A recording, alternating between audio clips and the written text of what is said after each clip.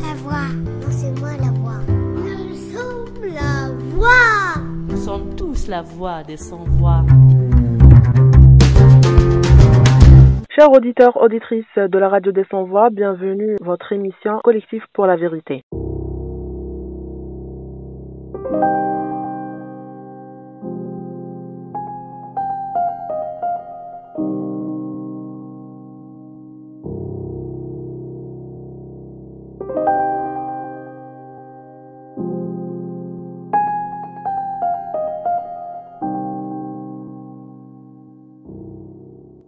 De nombreuses associations algériennes se sont données pour mot d'ordre se mobiliser pour sensibiliser les citoyens sur l'impératif de suivre les recommandations préconisées pour se prémunir contre le coronavirus.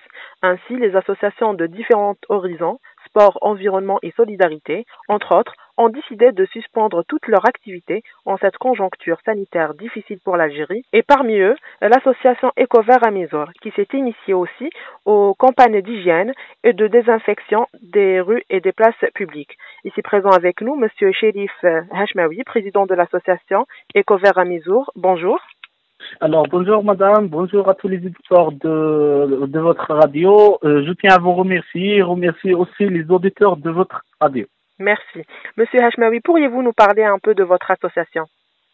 Alors, tout d'abord, je me présente. Alors, Chérif Hachmaoui, étudiant et président de l'association Éco-Vert d'Amézor. Alors, notre association Éco-Vert d'Amézor est une association citoyenne. Alors, c'est une association créée par un groupe de jeunes étudiants de la région d'Amézor. Elle a comme objectif la protection, la préservation de la nature et de l'environnement, aussi la sensibilisation à l'éducation environnementale de multiformes. Alors, plus exactement, alors nous travaillons tout ce qui concerne la protection de l'environnement. On a déjà initié pas mal d'actions et pas mal de mobilisations pour exactement entamer des actions en faveur de la préservation de l'environnement. Alors, l'association Éco-Vert d'Amézor, depuis sa création, elle a travaillé sur ce champ, sur ce contexte de la protection de l'environnement ainsi que la santé publique. Et comme si on est dans ce contexte actuel de la crise sanitaire, le Covid-19, malheureusement, alors l'association Éco-Vert d'Amézor aussi s'est mobilisée exactement pour apporter leur contribution et leur plus par rapport à cette crise. D'accord. Voilà un petit peu. D'accord. Pourriez-vous nous parler un peu de l'initiative que vous avez organisée pour lutter contre cette épidémie?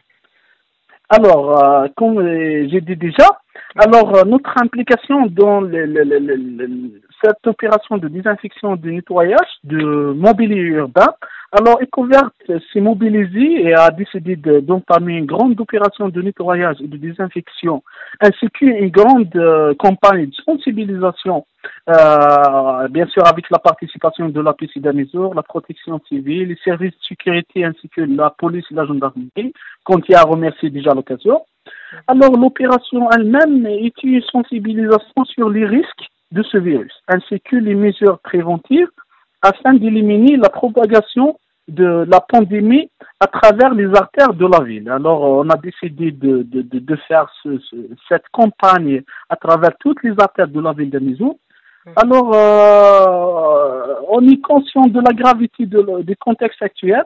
L'association Éco-Vert, elle a décidé de collaborer avec les autorités locales, y compris la PCI d'Amézor, à procéder à l'installation aussi d'une cellule de crise locale, a pour mission le contrôle et la concertation, à l'initiation des opérations de désinfection ainsi que de sensibilisation, aussi de répondre à tous les besoins des citoyens. D'accord. Et comment vous faites ça? Vous êtes en contact avec les gens, vous sortez, vous le faites comment? Voilà, alors l'opération elle-même, elle était déroulée sur terrain. Alors on était sur terrain, bien sûr, avec toutes les mesures préventives, les mesures de sécurité avec des gants, des bavettes et tout. On s'est mobilisé tous les membres de notre association, aussi les amis de notre association et tous les citoyens de la région d'Amézor sont mobilisés exactement pour répondre favorablement à cette opération. D'accord. Vous allez à la rencontre des gens dans les rues, vous leur parlez comme ça directement ou vous avez fait un stand, comment vous faites? Voilà. Alors, c'est pour ça qu'on a procédé, parce que parmi les méthodes anciennes qu'on fait dans la sensibilisation, c'est à travers les tracts, à travers tous les moyens de communication. Mais cette fois-ci, on a décidé de sensibiliser à travers une action de désinfection et de nettoyage. Alors, les gens, quand ils voient l'action de nettoyage et de désinfection, ils prennent vraiment les choses au sérieux, parce que ils parlent tous qu'il y a une maladie, il y a un virus mortel, ça acquis déjà le sens de sensibilisation. Aussi, nous parlons avec tous les gens qu'on trouve dans les rues sur la gravité de ce virus, ainsi que tous les risques liés à cette pandémie mondiale. D'accord. Et comment l'idée vous est-elle venue? Il y a beaucoup d'associations qui sont actives, mais qui n'ont pas, ils se sont pas reconvertis vers ces actions-là. Vous, comme association, bien, vous êtes active dans tout ce qui est environnement. Mais comment vous est-elle venue l'idée pour, choisir cette activité de désinfecter et tout? Voilà. Alors, concernant l'idée, elle est là depuis la création de l'association. On s'est mobilisé à chaque fois que la société, ou bien qu'il y a un problème, ou bien même dans des cas normaux, on fait des actions de sensibilisation, de protection. Exactement, on agit d'une manière à protéger l'environnement et à protéger la santé publique. Alors l'idée, c'est l'idée de tous les membres de notre association. On s'est mobilisé depuis la première journée que la pandémie a déclenché, à travers les réseaux sociaux, à travers même on a fait des publications, des tracts de sensibilisation, même avant cette opération-là. Après, on a entamé cette opération comme un moyen de sensibilisation fort. En même temps, c'est une opération de désinfection et c'est une opération de nettoyage pour toutes les artères de la ville. D'accord. Et qui vous a aidé à la réalisation de cette action? Alors, il y a plusieurs acteurs qui nous ont aidés pour concrétiser cette action-là. En premier lieu, c'est l'APC de Mesure, il y a l'API de Bijaya, il y a aussi les services de sécurité ainsi que la protection civile qui sont impliqués vraiment. Aussi, tous les citoyens et toutes les associations de la région de Mesure. Il y a aussi des pages Facebook qui nous a aidé vraiment dans la publication, dans l'appel à cette opération de désinfection et de nettoyage. D'accord. Et les donations sont venues par Voilà, c'est par l'APC, en même temps les moyens de l'association. D'accord. Et comment vous vous êtes organisé pour effectuer? Voilà, alors concernant l'organisation, on a fait un appel et on a respecté toutes les mesures de sécurité. On a pris les bavettes, avec le PS de la maison qui nous a aidé dans ce volet-là.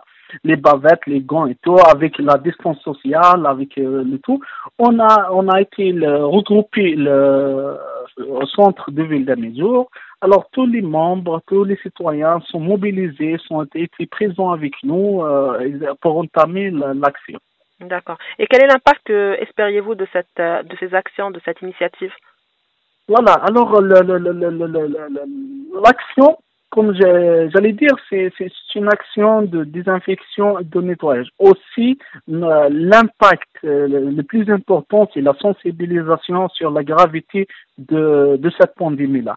Alors, c'est tout le monde qui doit être responsable, qui doit être citoyen, qui doit être conscient pour exactement limiter les risques, éliminer la propagation de ce virus. Alors, notre objectif, c'est ça, c'est de contribuer d'une manière à inciter les gens de rester chez soi pour éviter toutes sortes de contaminations, toutes sortes de propagation de ce virus. Alors, l'ordre du jour, ou bien l'ordre de notre appel est simple, c'est d'inciter les gens à rester chez soi. Rester chez soi, ça veut dire, comme je vais dire, De c'est respecter protéger. voilà, de respecter les mesures de confinement, voilà. Voilà. Voilà. Et avez-vous eu des difficultés dans le terrain lors de vos activités? Bon, bien sûr, comme tout, c'est pas tous les gens qui sont conscients de la chose, alors n'ont pas vraiment des difficultés, mais c'est juste il y a des gens qui sont pas bien conscients sur la gravité de la chose. Alors ils prennent pas les choses malheureusement au sérieux, ils sont tous dehors, ils sont tous dans les rues et c'est la chose qui aide la propagation de ce virus. À part ça, voilà, il y a aussi le manque de moyens, parce que les moyens de l'APC ainsi que de l'association, ça ne suffit pas exactement pour répondre à toute cette action-là et toutes les actions que les associations entament sur terrain dans ces jours-là. D'accord. Un dernier mot pour tous nos auditeurs qui sont en train de nous écouter, à faire passer. Alors, une autre fois, je réitère mon appel au respect strict des mesures préventives et rester chez soi est un devoir, est un acte responsable et citoyen. Alors, le mot d'ordre est simple. Rester chez soi, ça va permettre de sauver des vies, la sienne, celle des proches et celle des hommes et des femmes qui luttent H24 contre ce virus-là. Alors aussi, à mon nom et au nom de tous les membres de notre association EcoVerte et toute la population de Mesure, je rends un vibrant hommage à tout le staff médical, à la protection civile, les services de sécurité, à tous les gens et toutes les personnes qui affrontent avec honneur cette pandémie mortelle. Et je tiens aussi à vous remercier, vous, votre radio, ainsi que toi, madame. Je tiens à remercier toute la société civile à travers les associations, toutes les autorités locales, ainsi que l'APC d'Amizur, l'API de Bijaya et toutes les personnes qui nous aident à entamer ces actions de sensibilisation, de désinfection pour répondre exactement à toute cette maladie. Voilà. Merci Monsieur Hashmawi d'avoir tenu cet entretien avec nous et je vous dis aussi bon courage pour la suite. Merci bien, madame. C'est de notre devoir pour contribuer pour notre Algérie. Je remercie aussi tous nos auditeurs et auditrices de nous avoir écoutés et je vous dis à bientôt pour un autre numéro. Merci.